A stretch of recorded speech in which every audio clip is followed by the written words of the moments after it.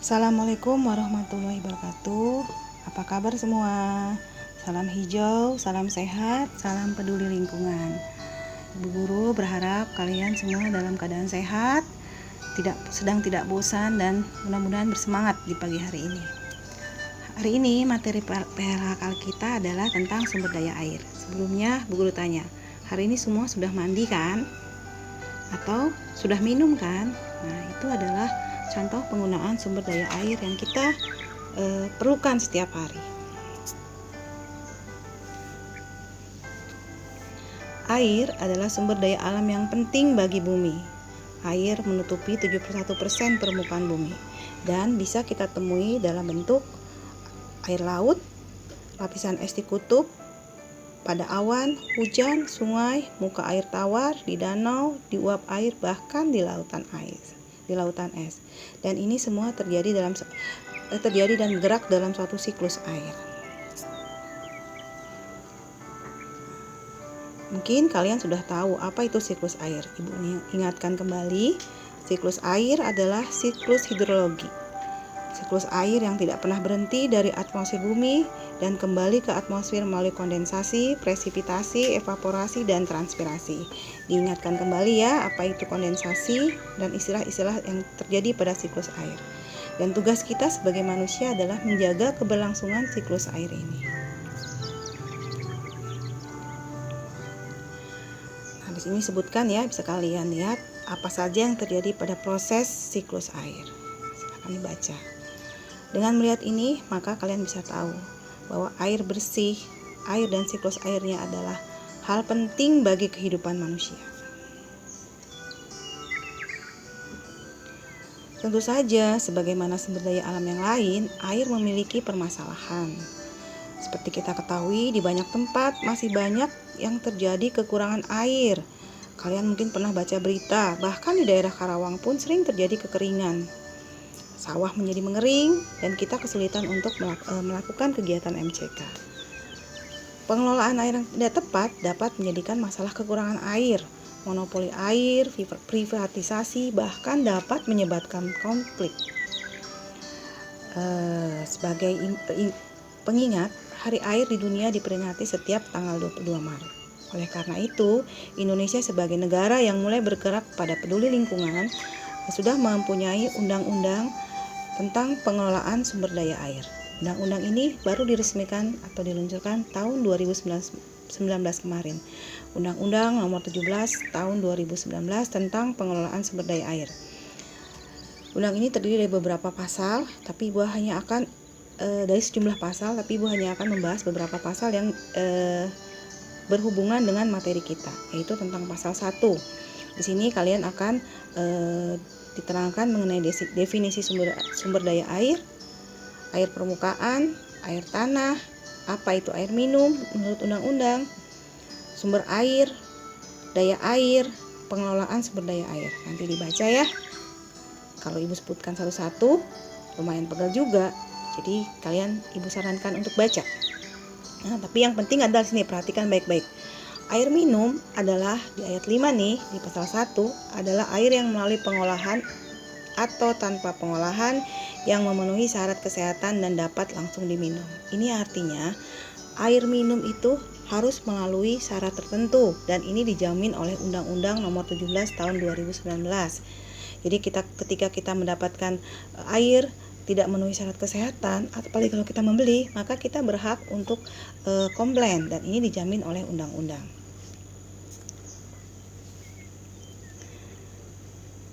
Pasal berikutnya yang berhubungan dengan materi kita adalah pasal 21, yaitu mengenai sumber daya air. Di pasal 21 disebutkan bahwa sumber daya air memiliki fungsi sosial, lingkungan hidup, dan ekonomi yang diselenggarakan serta diwujudkan secara selaras. Jadi harus saling mendukung. Sumber daya air dikelola secara terpadu, berkelanjutan, dan berwawasan lingkungan.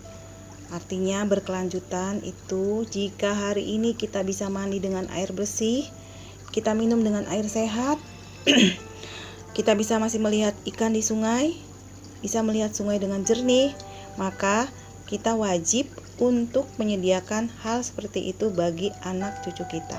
Jadi itu utang kita buat generasi yang akan datang. Pasal yang berikutnya adalah pasal 23. Di sini dibahas tentang pengelolaan sumber daya air.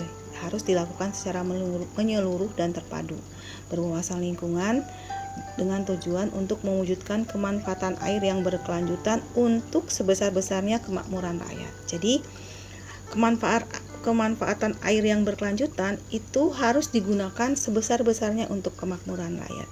Negara, pemerintah, dan kita semua punya kewajiban untuk memastikan hal ini berlanjut. Hal ini memang untuk kemakmuran rakyat. Ibu, kalian semua, orang tua kalian termasuk rakyat. Jadi kita punya hak dan kewajiban untuk memastikan kemanfaatan air. Ayat 2-nya berbunyi bahwa kegiatan pengelolaan sumber daya air meliputi konservasi sumber daya air, pendaya gunaan sumber daya air, dan pengendalian daya rusak air.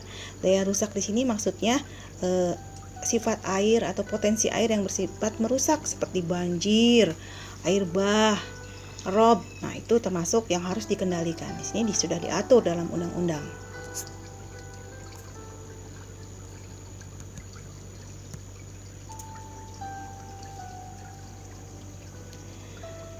Pasal selanjutnya yaitu pasal 24 yang terdiri dari beberapa ayat, yaitu tentang apa itu konservasi air, ditujukan untuk apa.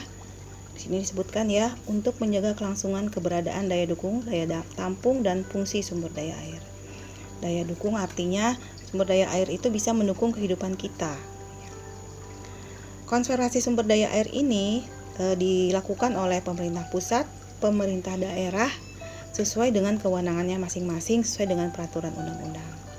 Di ayat 3-nya disebutkan kegiatan konservasi sumber daya air ini dilakukan mengacu pada rencana pengelolaan sumber daya air melalui kegiatan perlindungan dan pelestarian sumber air, pengawetan air, pengelolaan kualitas air, dan pengendalian pencemaran air. Ini ada lanjutan ayatnya ya. Pelindungan dan pelestarian sumber air itu maksudnya apa? Di sini dijelaskan ya. Jadi harus dijaga keberadaannya terhadap kerusakan atau gangguan yang disebabkan oleh daya alam ataupun tindakan manusia. Misalnya ini ada sumber daya air nih, danau misalnya.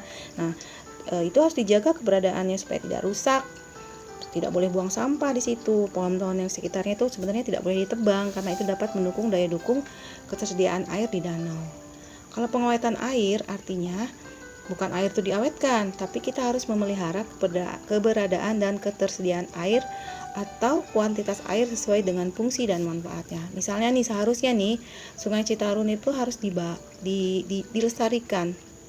Cara pengawetannya itu memelihara keberadaan dan kesediaan air di Sungai Citarum beserta kualitasnya. Harusnya tidak boleh ada pencemaran itu. Nah, kalian bisa lihat bahwa begitu banyak pelanggaran atas undang-undang yang dilakukan oleh kita, pemerintah daerah, pabrik, dan masyarakat di sekitar Sungai Citarum.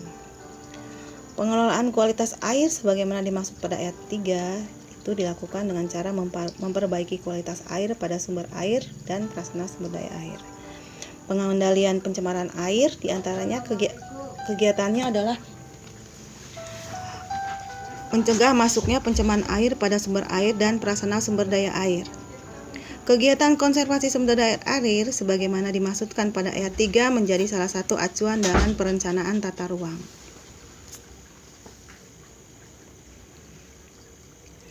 Selanjutnya, yang penting yang harus kalian ketahui adalah pasal 25 Undang-Undang Nomor 17 Tahun 2019. Di sini disebutkan bahwa setiap orang dilarang melakukan kegiatan yang mengakibatkan terganggunya kondisi tata air daerah aliran sungai, kerusakan sumber air atau prasarananya, terganggunya upaya pengawetan air, dan pencemaran air. Jadi kalau kita melakukan pencemaran air, diantaranya membuang sampah ke sungai, itu sudah ada hukumnya ya, hukumannya.